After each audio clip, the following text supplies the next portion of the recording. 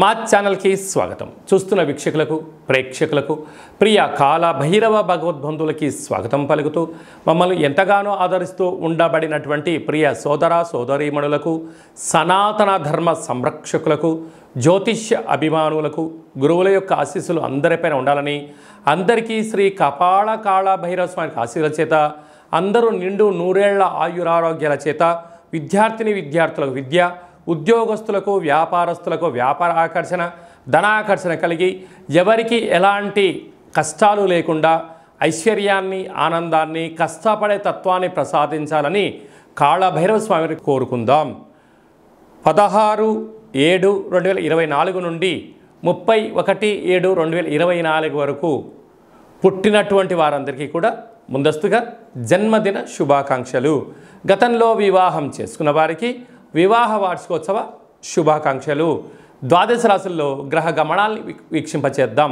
వృషభ రాశిలో కుజుడు మరియు దేవగురు బృహస్పతి సంచార స్థితి, కర్కాటక రాశిలో రవి బుధ సంచార స్థితితో బుధాదిత్య రాజయోగం మరియు శుక్రుడు అక్కడే సంచార స్థితి, కన్యరాశిలో కేతు సంచార స్థితి, కుంభరాశిలో శని భగవానుడు స్వక్షేత్ర వక్ర గమన సంచార స్థితి, మీనరాశిలో రాహు సంచార స్థితిలో ద్వాదశ రాశుల్లో గ్రహ గమనాలు ఈ విధంగా ఉన్నాయి. ఆషాఢమాస పూర్ణిమ బహుళాష్టమి సందర్భంగా మిథున రాశి వారికి ఎలాంటి యోగాలున్నాయో ఈ వీడియోలో సవివరంగా సంపూర్ణంగా తెలుసుకుందాం.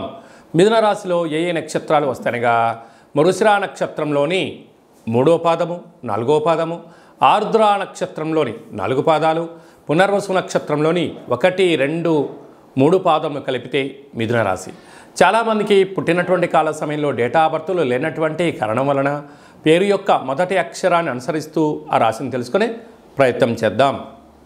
కా, కీ, కు, ఖం, అజ్ఞ, చ, కే, కో, హ అక్షరాల వారందరూ కూడా మిథున రాశి జాతకులే.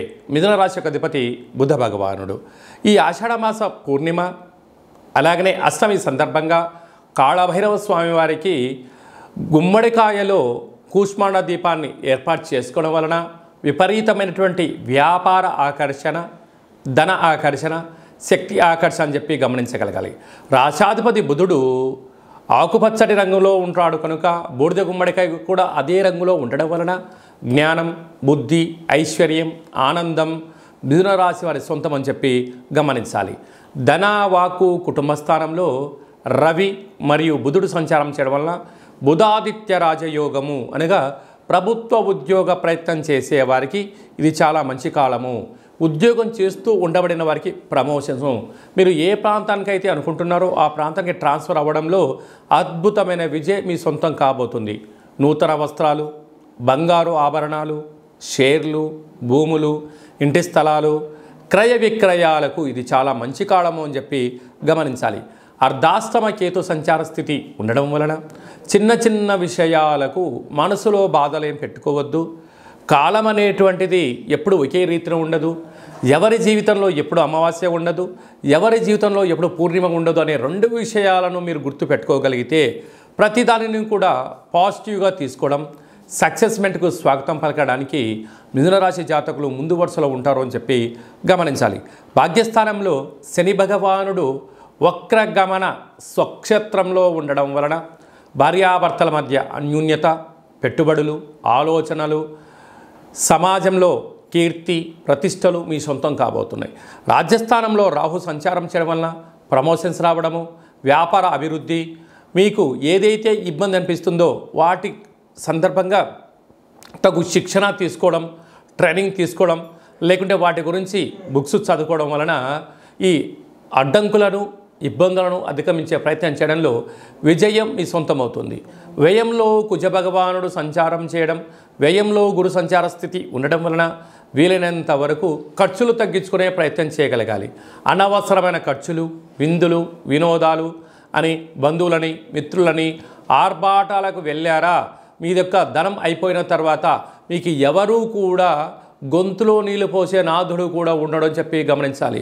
అయితే మన పెద్దవాళ్ళు చెప్తుంటారు, దీపం ఉండగానే ఇల్లు చక్క పెట్టుకోవాలి, ధనం ఉన్నప్పుడే కాపాడుకోవాలి, విందులని వినోదాలని వ్యసనాలకు గురి కాకుండా చూసుకునే మానవ ప్రయత్నం మీరు చేయగలిగితే మీకన్నా అదృష్టవంతులు లేరు అని చెప్పి గమనించాలి. జూలై మాసంలో ద్వితీయార్థంలో ముఖ్యమైనటువంటి పండగల గురించి సవివరంగా సంపూర్ణంగా క్లుప్తంగా తెలుసుకుందాం. 21/7/2024 ఆషాఢ మాస పూర్ణిమ ఆదివారం ఉత్తరాషాఢ నక్షత్రం రావడం వలన గురు పూర్ణిమ, వ్యాస పూర్ణిమ అని చెప్పుకుంటాం. గురువులకు, తల్లిదండ్రులకు మనకు మొట్టమొదటిసారిగా అక్షరాభ్యాసం నేర్పించినటువంటి గురువుల పేర్లు స్మరించుకోవడం, మన ఏదైనా వృత్తులలో, ఉద్యోగాల్లో, వ్యాపారాల్లో మనల్ని క్షేమాన్ని కోరి మనల్ని ముందుకు తీసుకెళ్లి సలహాలు ఇచ్చిన వారందరినీ కూడా ఆ రోజు గురుముఖత వారికి ఒక నమస్కారం తెలియచేసుకోవడం, వారిని కలవడం, వారితో ఆధ్యాత్మిక చర్చలు చేయడం వలన గురు యొక్క ఆశీస్సులు కలిగి ఉన్నతమైన స్థాయికి ఎదుగుతామని చెప్పి తెలుసుకోవాలి. మనమందరూ కూడా వేద వ్యాస మహర్షి స్వామివారిని స్మరించుకోవడం, అలాగనే గౌతమ బుద్ధుడు, స్వామి వివేకానంద గారు, అలాగనే సకల దేవతలు, సద్గురు సాయినాథుడు, తల్లిదండ్రులు అందరినీ గౌరవించుకోవడం మన సనాతన హిందూ సాంప్రదాయంగా భావించగలగాలి. అలాగనే 28/7/2024 ఆషాఢమాస బహుళ అష్టమి ఆదివారం అశ్విని నక్షత్ర సందర్భంగా కపాళకాళ భైరవ స్వామి యొక్క పూజ.